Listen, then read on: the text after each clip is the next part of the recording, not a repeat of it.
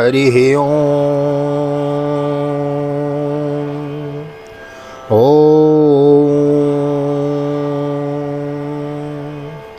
जय श्री राधे, जय श्री कृष्ण। आप सभी को once again welcome to all of you our channel. And आप सभी को हृदय से प्यार भरी राधे राधे। और कैसे हैं आप सभी? आशा करते हैं ठाकुर जी की कृपा से आप सभी कुशल मंगल होंगे और ठाकुर जी की भक्ति में लीन होंगे।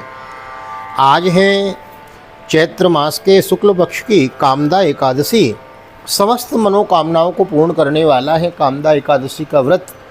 तो समस्त वैष्णवों को, जो रामकृष्ण विष्णु के भक्त हैं उन्हें हम वैष्णव कहते हैं, तो समस्त वैष्णव जनों को एकादशी की, कामदा एकादशी की बहुत बहुत हार्दिक शुभकामनाएं, बहुत बहुत बधाई आप सभी लोगों को। कामदा एकादशी महात्म्य की कथा आज हम श्रवण करेंगे। बड़े सौभाग्य की बात है कि यह कथा हमें श्रीधाम वृंदावन से श्रवण करने को मिल रही है, भागवत निकेतन। मैं राधेश्याम वशिष्ठ आपको नित्य श्रीमद् भागवत की कथा श्रवण कराता हूँ, एक अध्याय की। और मास में 2 एकादशी होती हैं, तो एकादशी की भी कथा मैं आपको प्रदान करता हूँ। इसमें मेरा तो स्वार्थ है ही, साथ में यह भी है कि हमारे चैनल का नाम ही है VKVPS विश्व कल्याण। तो आप सभी का किसी भी प्रकार से येन केन प्रकारेण मन ठाकुर जी के चरणों में लगे, यही मेरा प्रयास।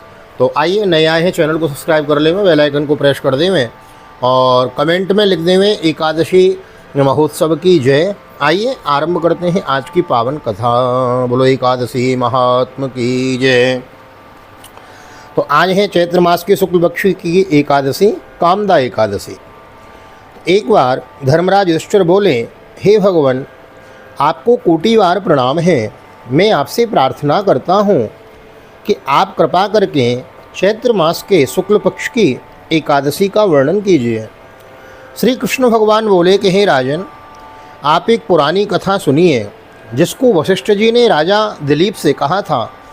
राजा दिलीप ने पूछा कि गुरुदेव, चैत्र मास के शुक्ल पक्ष की एकादशी का क्या नाम है, उसमें किस देवता की पूजा होती है तथा उसकी विधि क्या है? सो अब आप कृपा पूर्वक हमें बताइए। महर्षि वशिष्ठ जी बोले, हैं राजन, चैत्र मास के शुक्ल पक्ष की एकादशी का नाम है कामदा एकादशी। यह समस्त पापों को नष्ट कर देती है, जैसे अग्नि सूखे काष्ठ आदि को जलाकर नष्ट कर देती है, वैसे ही कामदा एकादशी के पुण्य के प्रभाव से पाप नष्ट हो जाते हैं और पुत्र रत्न की प्राप्ति होती है। इसके व्रत से कुयोनी छूट जाती है और अंत में स्वर्ग की प्राप्ति होती है। कुयोनी मीन्स हमने कोई पाप कर्म किया है और हमको नेक्स्ट जो हमारा बर्थ है, अगला जन्म हमें किसी दूसरी योनि में मिलना है। और यदि हम इस एकादशी का व्रत करते हैं, कथा श्रवण करते हैं, महात्म श्रवण करते हैं, तो इस कुयोनी में जाने से हमें मुक्ति प्राप्त दिलाती है यह एकादशी की कथा। आइए अब मैं इसका महात्मा आपको सुनाता हूँ, ध्यानपूर्वक सुने।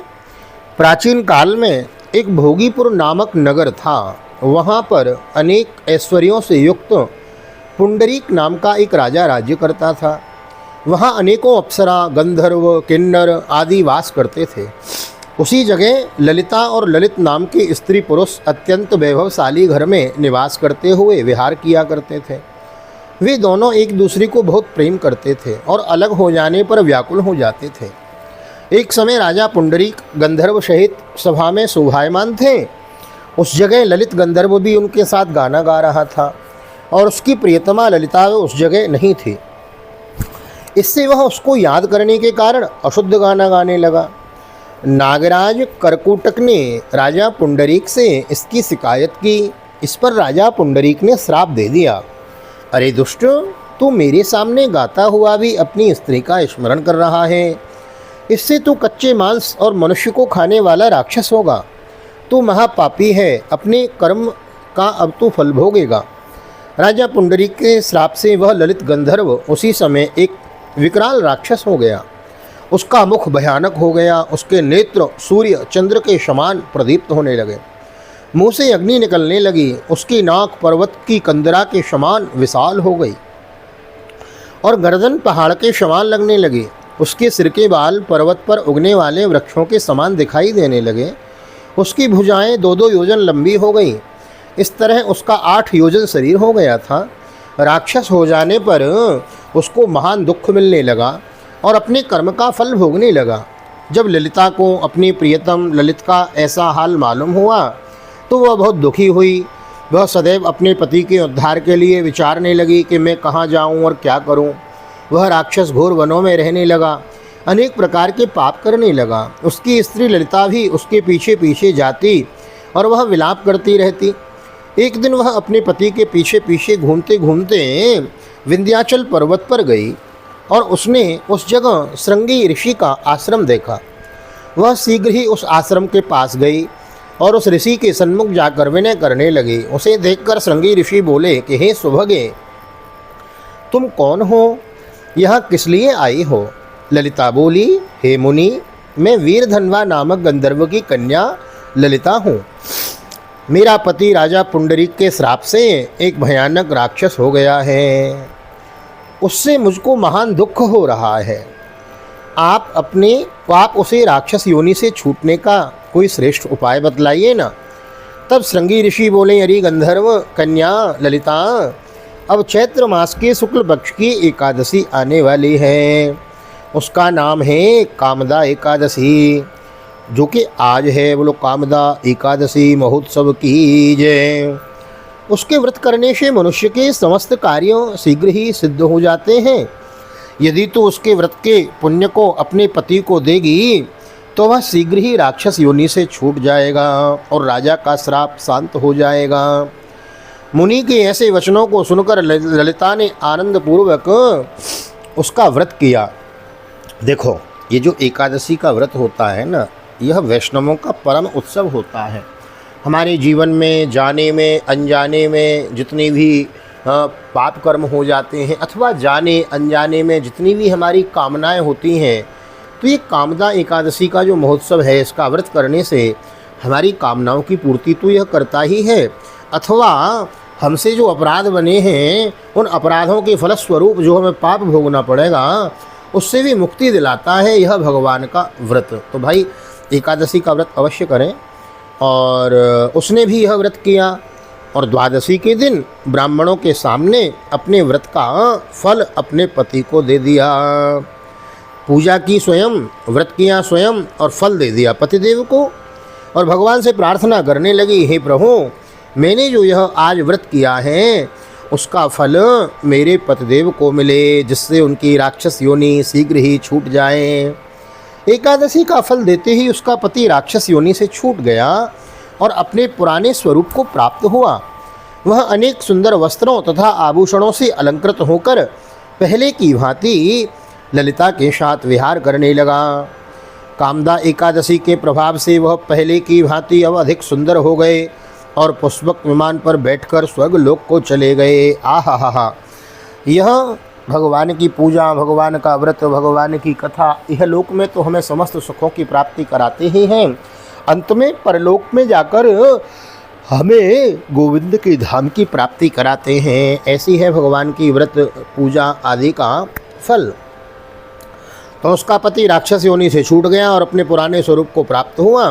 वह अनेक सुंदर वस्त्रों तथा आभूषणों से अलंकृत होकर पहले की भांति ललिता के साथ विहार करने लगा। कामदा एकादशी के प्रभाव से वह पहले की भांति ही अब अधिक सुंदर हो गए और पुष्पक विमान पर बैठकर स्वर्गलोक को चले गए। हे राजन, इस व्रत को विधि पूर्वक करने से समस्त पाप नष्ट हो जाते हैं।